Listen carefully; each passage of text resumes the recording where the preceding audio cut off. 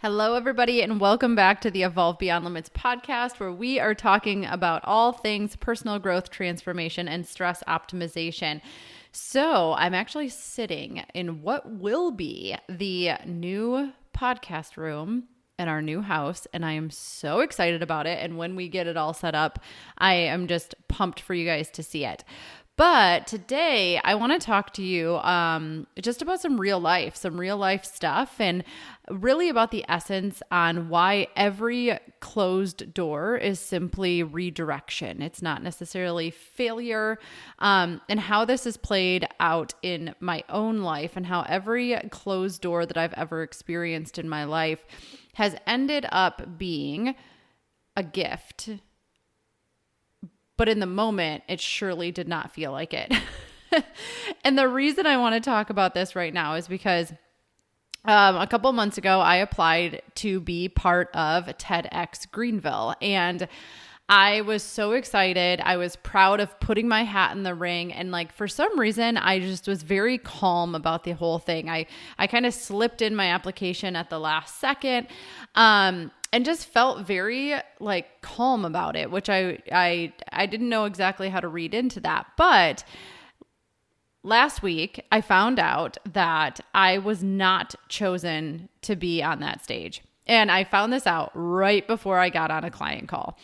I was so bummed. I think I read the email 6 times being like, is this a rejection letter? Because it was a little bit vague. And I was just like, man, okay. And I just kind of knew. My heart sank, but it was very different this time. So, sometimes how you don't know how much you've really grown until something happens, and then you handle it completely different than you would have in the past.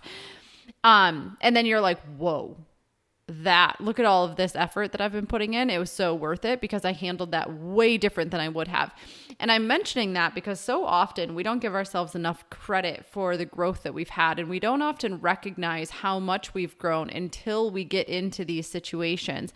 So before I continue on with the rest of that story, how it played out, what happened, I want to talk to you about a couple of other closed doors that were so painful in the moment, but came back and ended up being some of the best things that ever happened to me, because it is a theme. And if we can really learn to accept this in life, there's amazing things that can happen. If we don't place these good or bad labels on things, then we can open ourselves up to so much more. There's a quote that I love that's, are you spending more time stirring in conflict than you are creating opportunity? And oftentimes when these things happen, we can feel like the victim of something. And next week, I'm going to talk to you about the Cartman drama triangle and what that means. But when we feel like the victim of a situation, we feel like it's happening to us. And if you've worked with me, or I'm sure I've even said it on the podcast, but there is a Chinese proverb, and it talks about a farmer who all of his horses get out, and the entire village is like, oh my gosh, what bad luck you have. And he says, we'll see. And then next thing you know, his horses come back, but it comes back with this entire herd of wild Mustangs. So this guy doubles the amount of horses that he has in his fleet. And the entire town says, oh my gosh, what good luck you have. And the farmer says, we'll see. So his son is trying to tame one of the wild Mustangs. He falls off the horse. He breaks his leg. And the entire town says, oh my gosh, what bad luck you have. And the farmer says, we'll see. Then the country ends up going to war. And everybody is being drafted. And his son can't be drafted because of this broken leg. And the entire town says, oh my gosh, what good luck you have. And the farmer says, we'll see. And I love this story because it's this constant reminder that if we were to stop putting good or bad labels on things, it's like things just happen and we don't know how the entire thing is going to play out. And can we just trust in the moment? Well, let me just tell you that I have never been very good at that. Okay, because when things don't go the way that I think they should go, I have always, I don't like that very much. I try to control a lot of things. And so to me, I didn't like that. And it took me a really long time to understand that God doesn't care much for your preferences. Okay, God is going to get you to where you say you want to go by whatever means are necessary. And very, very rarely is it your preference the way that things tend to play out. So the first one, I remember this so clearly. So I was a licensed practical nurse. And the path that I was supposed to take was I would go and get my LPN. I could start working, then I could become an RN, and then I could become an NP, and then I could do whatever I wanted. Who knows? I'd probably go on to be a doctor after that. But this was the plan, okay? So I went to LPN school, and then I went and I applied. I went back to school, got what I needed to do, and I applied to be a registered nurse. I had a great GPA, all the things. And I got the letter in the mail. And this letter said I did not get into the nursing program. And there was like some minor detail as to why. And you guys would have thought that the entire world had ended. I still remember that day so vividly. Like I opened the letter in the front of our Ferndale house and I went upstairs and just bawled my eyes out. Like I was so disappointed. I could not believe that I did not get into nursing school. Like there was not an ounce of thought in my system that I was not going to get in, because when I go after something, I get it. Like that's the life that I had lived. And so me being who I am, I finally picked myself up. I think Andrew took me to a Tigers game that night, probably had a couple of drinks. And that feeling lingered with me for so long. And instead of, kind of seeing that as a redirection, I was like, okay, well, I'll show you. I'm just going to go back and get my BSN. And so I went back to school and I was going to go get my BSN. And as we all know, that storyline did not play out. I was never designed to keep going into nursing. And I always joke that God will tap you on the shoulder a bunch of times and then hit you in the face with a 2x4. And that rejection was a little bit of the 2x4 to the face.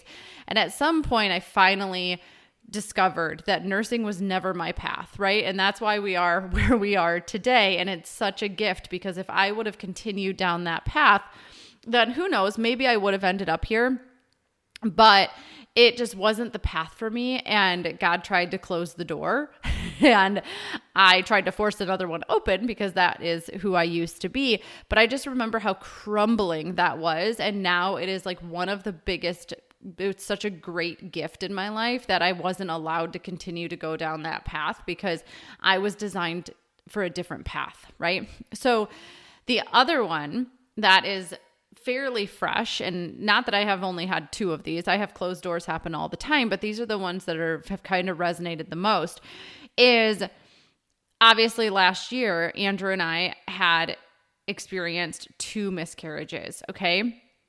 And actually on Mother's Day this year, it was a really, really powerful day.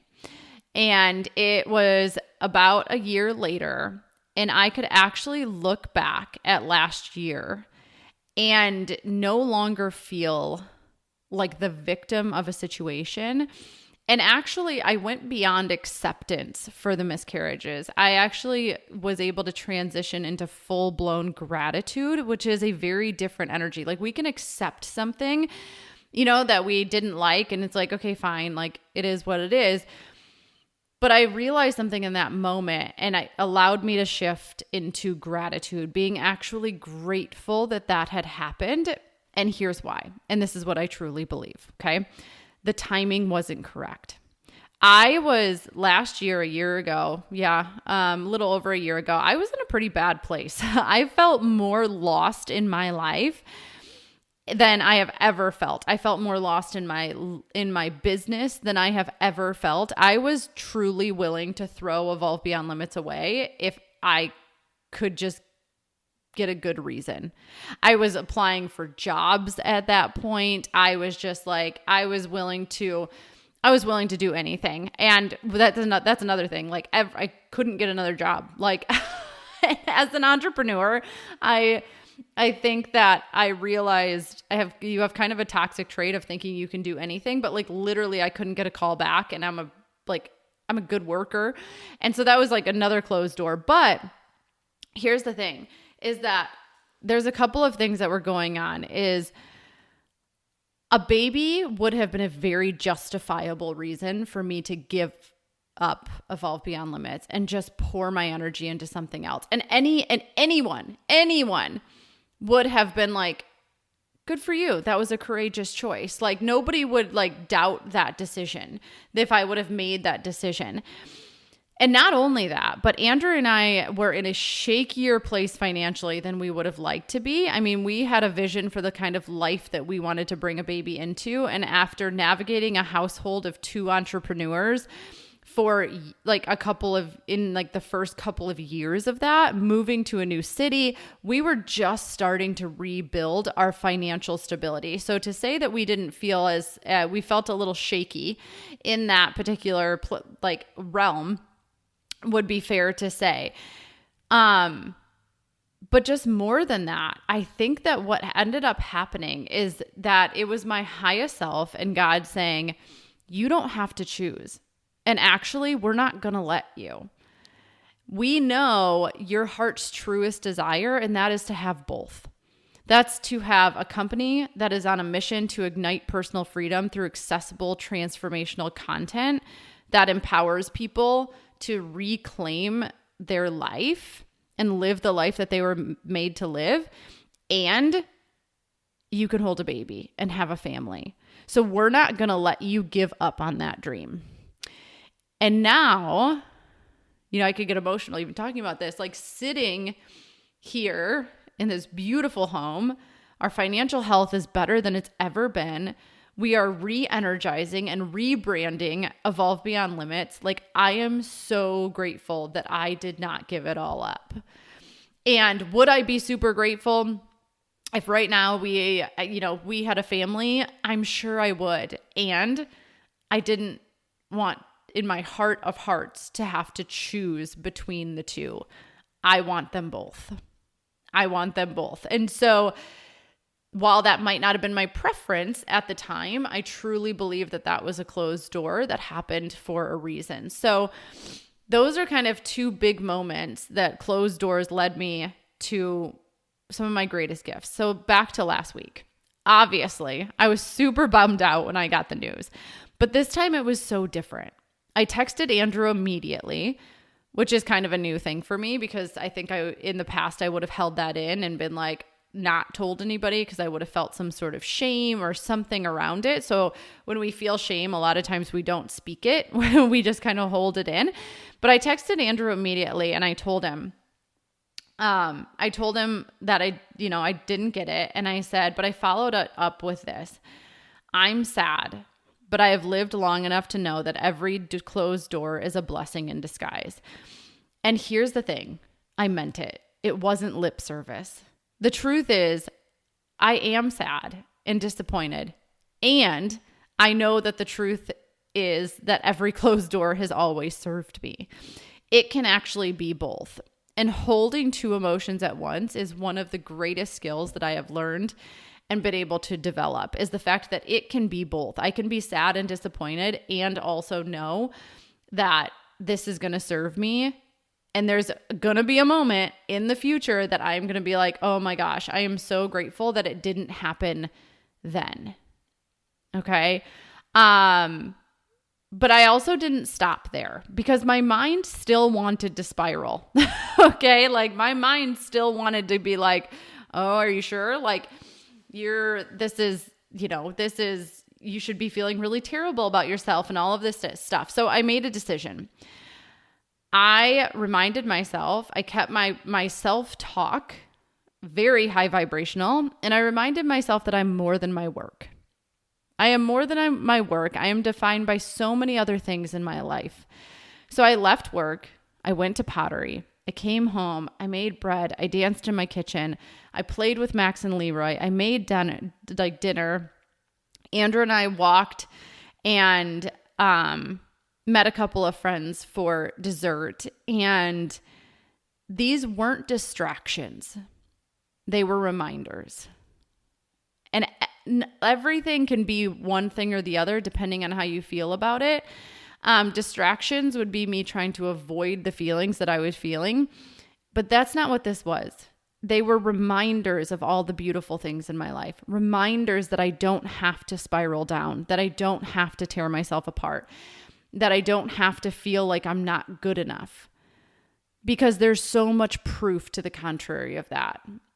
And I have all of these other things in my life that are absolutely amazing. And so while I can be sad and disappointed that this one didn't work out in this particular moment, I'm making a choice.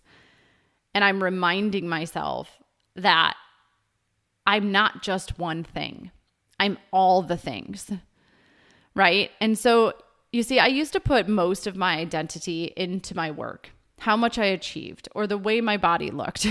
And because of all the work that I've done, I have been able to strip away those identities and see myself as a whole being whose worth is not defined by how much I do or how I look or any of that, but it's defined by who I am and how I show up in the world. And in this moment, unlike in my past, my higher self actually led the way. She showed up in the world in the way that she would guide any of her clients, any of her friends, any of her family. If this would have happened to her best friend, she would hope that her best friend would have showed up in the world and was reminded that she is so much more than this one thing that didn't go the way that she wanted it to. She is so much more than this work, and all of that. And so it was amazing to be able to show up in that way, in a way that says, regardless of whether you ever end up on that stage, which I will, by the way, nothing will ever have the kind of impact that showing up as your highest self and walking through the world as that version of you will ever have. And so it doesn't matter where you're doing it. It doesn't matter if you are on a TEDx stage or if you are walking through the grocery store. What matters is that you're showing up in that vibration all the time, and it's not defined by your external yays and nays. It is defined by how you feel internally, and you know that regardless of whether you're doing or not doing, or you get it or you don't, or you're like any of those things, that your worth is unshakable.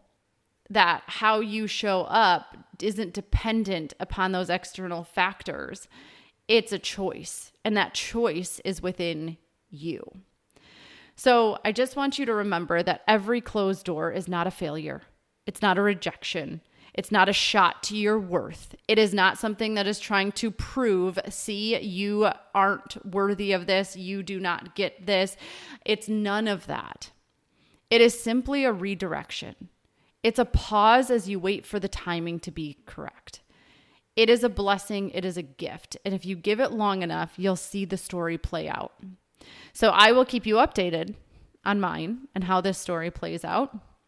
But I just wanted to share this story with you in case there's any of these closed doors that you are currently going through, or maybe one that you just need to look back on in the past and say, oh my gosh, you're right. Like that ended up being a precious gift. I just couldn't feel it at the time, and really harness that if you find yourself in a place where it feels like, doors are closing in every direction. That's because there's other doors opening. And sometimes we can become so fixated on the closed door that we don't turn around, we don't look around and see all the ones that are opening for us at the same time. Okay.